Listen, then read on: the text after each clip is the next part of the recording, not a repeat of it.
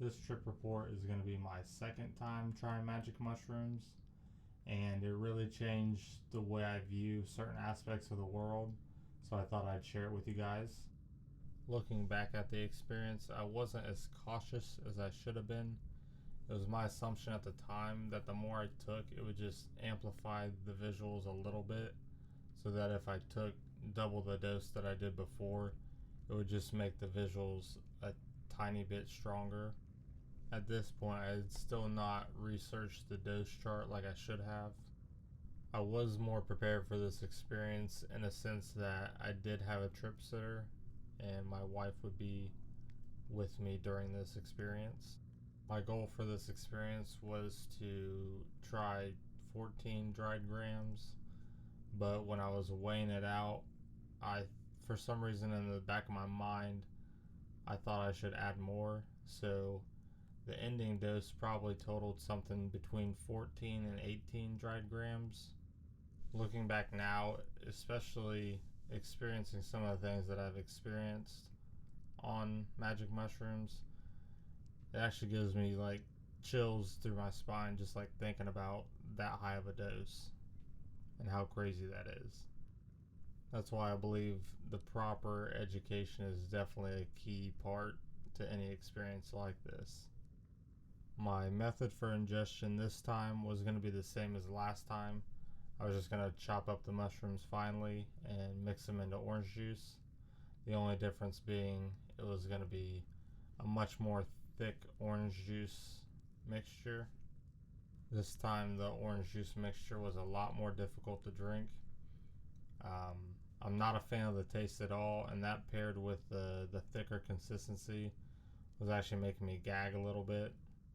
I would say that the effects this time, instead of coming on more slowly like they did last time, because it was so high of a dose that it really just came on kind of like a freight train. The feelings of anxiety and having to use the bathroom and getting the chills, they were all the same. It's just, it was like you turn the dial way up. I think I was able to keep my composure for about 30 to 40 minutes before I had to go to the bathroom, just so I could kind of collect myself and make sure that I actually didn't use the bathroom. Once I was in the bathroom, I realized that I'm really going through it. Like I'm having a hard time keeping myself together and not throwing up. Finally, I decided I just couldn't hold it anymore and I had to get up and throw up into my sink. And it was actually not an unpleasant feeling like it usually is, but I decided just in case the nausea comes back and because I'm getting the chills, I thought it was a good idea to actually get into my shower. Getting in the shower was a great idea because once I did, I threw up once more, and then I was finally okay with the nausea, like it wasn't bothering me anymore. But now the body load was so tremendous that I decided it was probably the best idea just to sit down and have the water flow over me. My wife was then able to get my speaker, and then she put on my trippy music playlist that I had made before. But then my wife started to worry if I was okay or not. So I decided it was a good idea to give her a color coded system. Like I would say if I was red, then I was not okay and she needed to get me help. But then I ended up saying that I was red, but I was okay. Like I was going through it, but I was able to handle it, is pretty much what I meant. But I probably confused the hell out of her. I think she finally figured out that I was going to be okay. So she just let me be, and then I began my journey on what I would describe as mushroom bliss.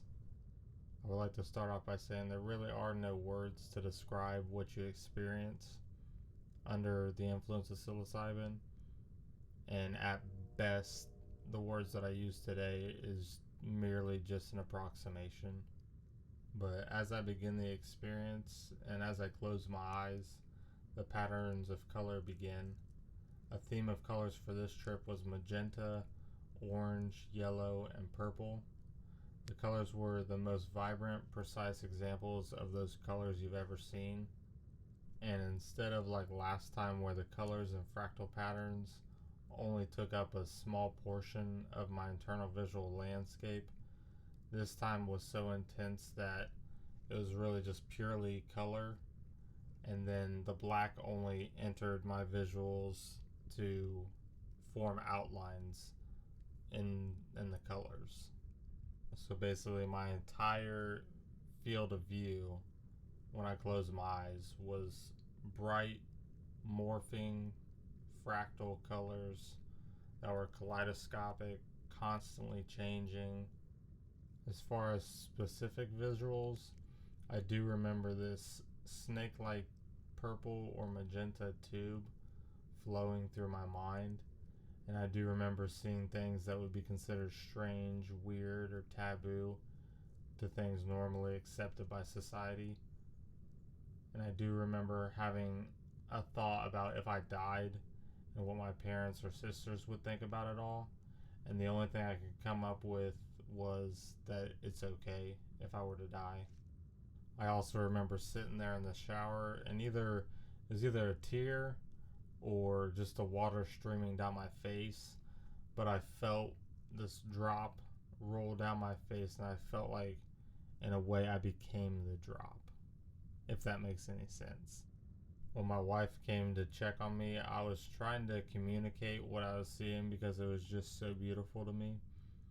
But I realized quickly that they're really not fast enough to explain this type of experience because there's just so much information trying to come through.